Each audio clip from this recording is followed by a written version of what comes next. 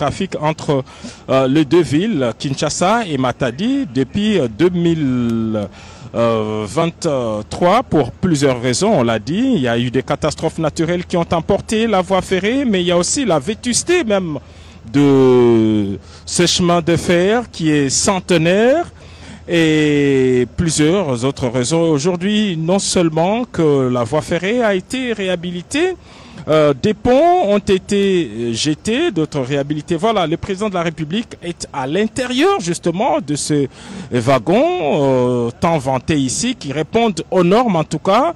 Ceux qui ont l'habitude de prendre le train entre Paris et Bruxelles ne voient pas en tout cas de différence entre ce que l'on est en train de voir maintenant et ce qui s'est fait ailleurs. La seule différence, disons-le, ça c'est pas des trains de dernière technologie, c'est pas non plus des TGV, mais au moins en matière de confort,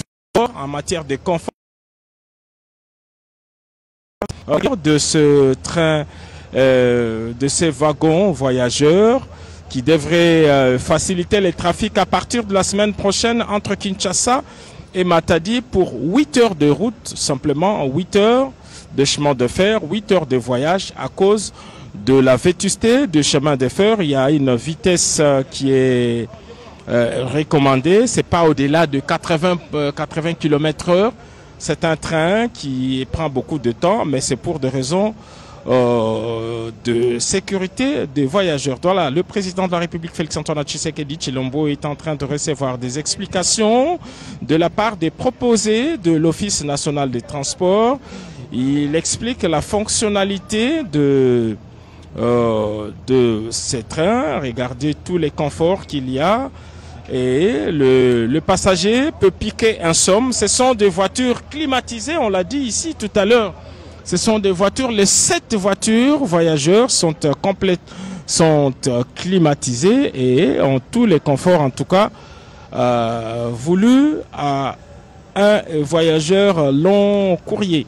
Voilà ce que nous pouvons dire. Le président de la République est visiblement heureux de voir ces projets aboutir. Il a toujours cherché à trouver des solutions à l'épineuse question de difficultés des transports dans la ville capitale. Aujourd'hui, on l'a appris à travers toutes ces allocutions que dans les prochains jours, les trafics urbains devraient reprendre entre la gare centrale et l'aéroport international d'Ndjili.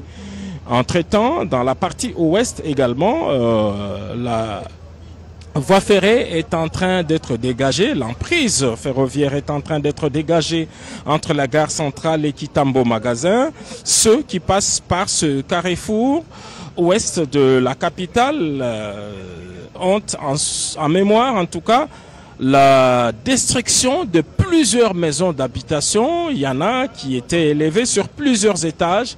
Toutes ces constructions anarchiques ont été détruites autour de la gare de Kitambo Magasin.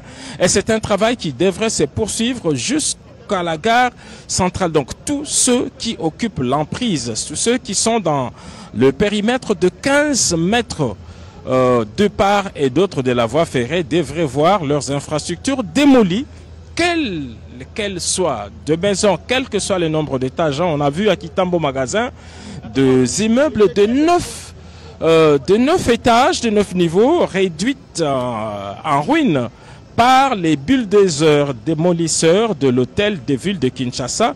Et c'est pour des raisons d'intérêt public. Voilà, Cédric Kenina, l'événement a vécu. Le président de la République est en train de faire le tour de 7 wagons. Et voilà, Mami Mambweni, nous sommes tous témoins de l'histoire.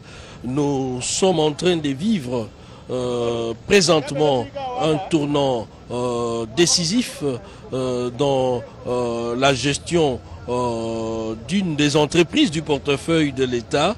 La ministre du portefeuille l'a rappelé dans son allocution tout à l'heure. C'est une bouffée d'oxygène pour l'ONATRA et c'est aussi un changement radical dans la conception, la manière de penser les politiques publiques dans le secteur de transport en commun. Les vice-premiers ministres, ministres des Transports et Voies de Communication, Jean-Pierre Bemba Gombo, l'a rappelé tout à l'heure, tout en annonçant évidemment l'acquisition de nouvelles voitures, des autos motrices comme on les appelle, VIP, comme celle que nous sommes en train de voir en image. Le chef de l'État est en train d'inspecter chaque compartiment. C'est confortable. Voyager devient un plaisir immense en République démocratique du Congo. Quitter Kinshasa pour rejoindre Matadi, ce n'est plus avec grincement des dents, c'est avec beaucoup de bonheur. On se met sur un fauteuil confortablement et l'on voyage paisiblement. C'est un atout indéniable. C'est aussi